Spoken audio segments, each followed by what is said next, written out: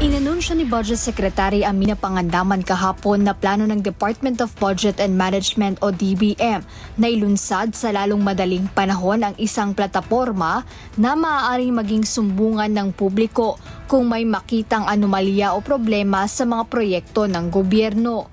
Ayon sa DBM, ang Project Digital Information for Monitoring and Evaluation o DIME ay isang direktang line of communication ng publiko sa pamahalaan.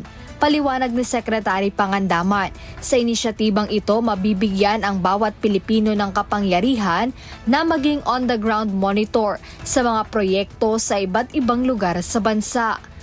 What's nice about that system also, that application, is that the public can comment.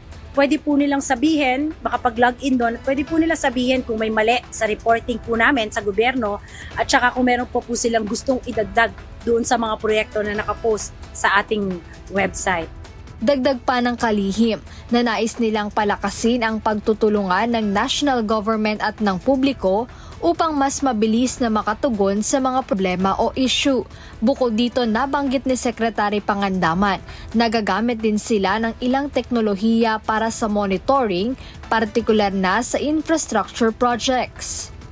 We will use drones and satellites to monitor po yung mga proyekto sa General Appropriations Act. Line by line po, makikita po natin dyan yung status, sino po yung mga contractor, kung nagsimula na po at ano pa yung mga accomplishment. Bukod sa Project DIME, plano ring ilunsad ng DBM ang Project Bayan Monitor sa Agosto ngayong taon.